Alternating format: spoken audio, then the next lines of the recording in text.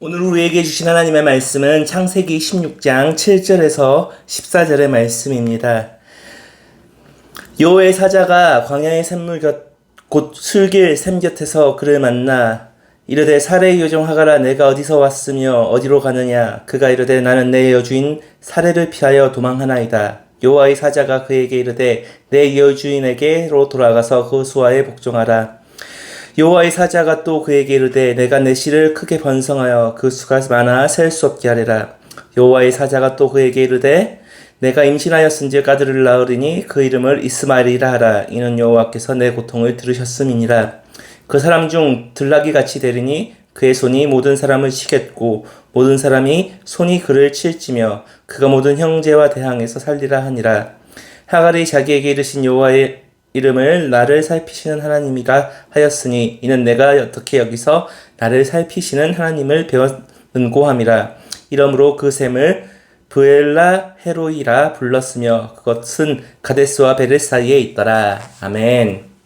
오늘은 그래도 도우시는 하나님이라는 주제로 여러분과 말씀을 나누어 보도록 합니다. 오늘 본문은 아브라함의 집에서 도망쳐 나온 하갈에 대한 이야기입니다. 자녀를 낳지 못하는 사라는 아이를 가진 하갈에게 온갖 모욕을 당했습니다. 그로 인해 하갈은 아브라함의 진영에서 쫓겨나게 되었습니다. 그리고 오늘 본문에서 하갈은 여호와의 사자를 만나게 됩니다. 하갈은 참 기구한 운명을 타고난 사람이었습니다. 애굽 사람이었으나 가나안에 있었고 그리고 사라의 여종이기도 했습니다. 그런데 또 아브라함의 둘째 아내이기도 했습니다. 그러나 하갈은 잘못된 선택으로 인하여 그는 아브라함의 진영에서 도망쳐 나올 수밖에 없었습니다. 임신한 상태에서 도망쳤다면 얼마나 고통스럽고 힘들었을까요? 그런데 하나님은 잘못된 선택을 통해 고통받고 있던 하갈을 만나 주셨습니다. 우리도 인생에서 잘못된 선택을 할 수도 있습니다. 그로 인해 인생의 괴로움을 겪을 때도 있습니다. 그러나 하나님은 그러한 사람을 만나 주십니다. 오늘 본문에 하갈을 만나 주신 것처럼 말이죠. 하갈은 사레에게 학대를 당하였습니다. 고통을 당하였습니다. 물론 그 고통과 학대는 하갈이 사레를 모욕하여 받는 것이기도 했습니다. 그가 이러한 고난을 자초하지 않았다면 편하게 아브라함의 집에서 살았을 것입니다. 그럼에도 하갈의 편은 아무도 없었습니다. 아브라함의 씨를 가진 하갈이었지만 아브라함조차 하갈의 편을 들지 않았습니다. 하갈의 편은 누구도 없었습니다. 그런데 그럼에도 불구하고 하나님은 하갈을 찾아와 주셨습니다. 오늘 본문을 보니 여호와의 사자가 하갈을 만났다라고 나옵니다. 다시 말해 하나님이 하갈을 만나 주신 것입니다. 하갈의 편을 들어주신 것입니다. 하나님은 고통받는 사람을 만나 주십니다. 고난받는 사람의 편에 서십니다. 사람이 이 세상에서 가장 힘들 때가 느낄 때 무엇일까요? 바로 혼자라고 느낄 때입니다. 내가 서 있는 곳이 아무도 없는 칠흑과 같은 어둠과 같이 느껴지고 누구도 나의 편을 들어주지 않는다면 그리고 나의 이야기를 누구도 믿어주지 않는다면 어떻게 되겠습니까? 사람은 절망에 빠지고 맙니다. 사람의 인생에서 자기의 말을 들어주지 않는다면 정말로 고통스러워지고 고난을 당합니다. 그러나 어떠한 사람이 그 사람의 말을 들어주고 그 문제를 해결해 준다면 그 사람은 구원을 받았다고 느낄 것입니다. 그런데 하나님은 그러한 고통당하는 사람을 오늘 본문에서처럼 하갈을 만나주신 것처럼 만나주신다는 것입니다. 오늘 본문에서 여호와의 종은 하갈에게 무엇이라고 말했습니까? 아들을 낳게 해주십니다. 그리고 그 아들을 낳을 때 그 이름까지 지어주십니다. 하나님은 왜 그녀에게 이렇게 하셨을까요? 바로 그녀의 고통을 들으셨기 때문입니다. 하나님은 우리에게도 마찬가지입니다. 지금 하나님은 우리의 고통을 분명히 들으십니다. 그리고 그 고통의 기도에 응답해 주시는 분이 바로 하나님입니다. 그러나 우리가 당장 느끼기에는 하나님이 우리 앞에서 침묵하시는 것처럼 보일 때가 너무나 많습니다. 그 침묵이 정말 고통스럽게 느껴지기도 합니다. 오늘 본문의 하갈처럼 당장 하나님께서 나의 고통을 들어주시면 얼마나 좋을까요? 그러나 우리는 그렇지 않다는 것을 우리의 삶에서 너무나 많이 겪습니다. 우리 믿는 사람들에게 종종 문제는 왜 하나님은 침묵하시냐입니다. 이것은 신학자들도 매우 어려워하는 문제입니다. 왜 하나님이 저의 고통을 돌보아 주지 않나요? 왜 하나님이 나를 만나 주지 않나요? 하나님이 내 기도에 응답하시지 않나요? 우리만 이런 것을 겪는 것이 아닙니다. 성경의 많은 인물들이 이러한 일을 겪었습니다. 하나님이 응답하여 주시지 않는, 하나님이 만나 주시지 않는, 다윗도 그랬고 욥도 그랬고 하박국도 그랬습니다. 자신의 기도에 응답하지 않는 침묵하시는 하나님을 향해 절규하기도 했습니다.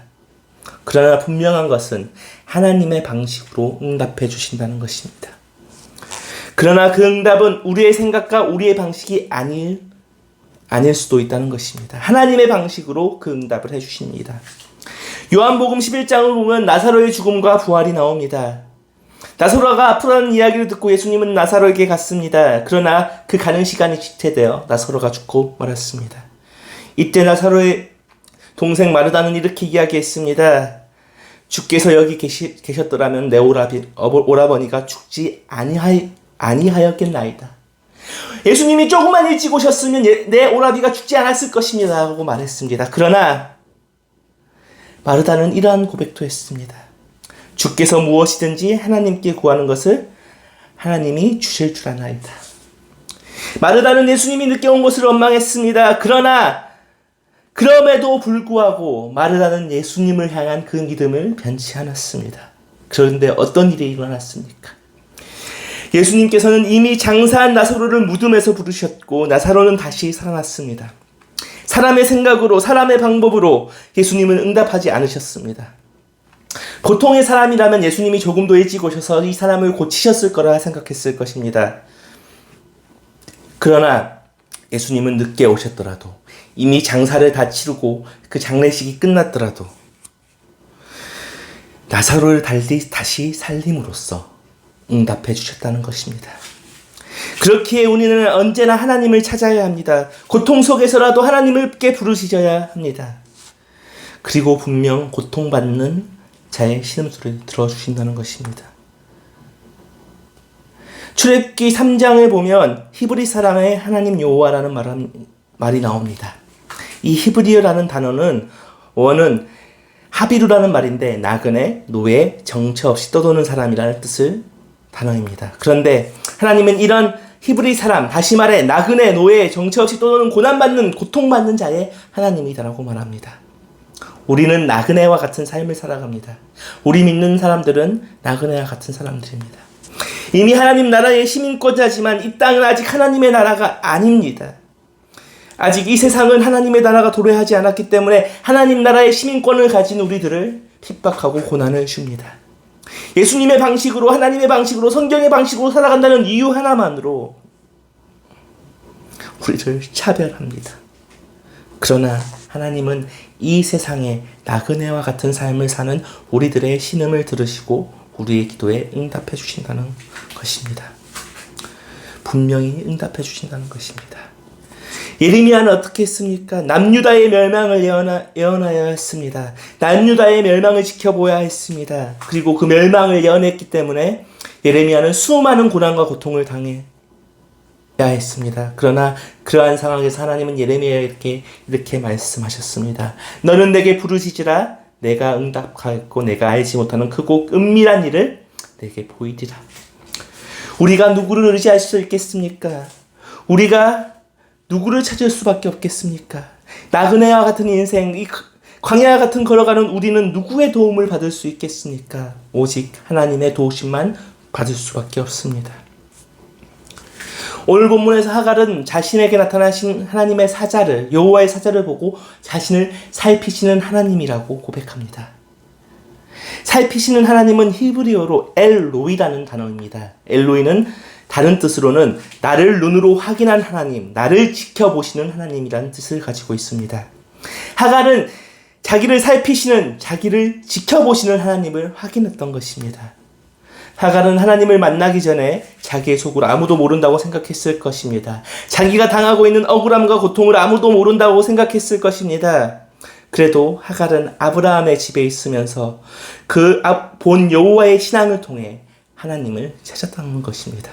그런데 정말 하나님은 하갈을 찾아와 주셨습니다. 그래서 하갈은 더욱 감격했을 것입니다. 멀고 험난한 길을 혼자 가다 자신을 찾아와 주신 하나님을 만난 하갈은 정말로 감격했을 것입니다. 그렇기에 하갈은 나를 살피시는 계신 이의 우물이라는 뜻인 가진 부엘라 헤로이라는 이름을 여호와의 사자를 만난 곳에 붙였습니다. 우리의 인생은 어떻습니까? 어떻게 보면 우리는 혼자 가는 인생 같아 보입니다. 나의 속상도 몰라주고 아무도 나의 편이 되어주지 않는다고 생각합니다. 그러나 여러분, 절망할 필요가 없습니다. 하나님은 분명히 우리를 만나 주신다는 것입니다. 우리의 고통을 보시고 우리의 신음소리를 들으시며 우리의 부르짖음을 분명히 들으십니다. 그리고 하나님의 때가 되었을 때 우리에게 응답하여 주신다는 것입니다. 말씀을 마무리하겠습니다. 오늘 본문에서 하갈은 자신의 잘못된 행동으로 인해 고난을 당하게 되었습니다. 그러나 하나님은 그러한 하갈의 고통을 보시고 하갈의 신음소리를 들으시고 하갈을 만나 주셨습니다. 우리도 마찬가지입니다. 하나님은 우리가 고통당하는 것을 언제나 지켜보고 계십니다. 그리고 우리의 신음소리를 들으시고 우리의 부르짖음을 들어주십니다. 그리고 분명히 만나 주십니다. 그럴 때 우리는 다윗의 고백처럼 하나님께서 우리의 인생 앞에 있는 웅덩이와 수렁에서 분명히 건져내어 주실 것입니다. 기도하겠습니다. 언제나 우리를 지켜주시는 하나님, 우리가 하나님의 도우심을 알면서도 우리의 인생의 어려움 앞에 좌절하고 넘어집니다. 우리가 하나님의 이름을 부르짖으며 나아가오니 고통에 신음하고 있는 하갈을 만나 주신 것처럼 우리를 만나 주시옵소서. 그리고 우리에게 그 기도의 응답을 보여주시옵소서. 그러나 응답이 없더라도 하나님의 응답이 올 때까지 하나님의 때를 기다리는 힘을 우리에게 부어주사 인생의 고난 가운데 좌절하지 않게 붙들어 주시옵소서. 예수님 이름으로 기도합니다. 아멘.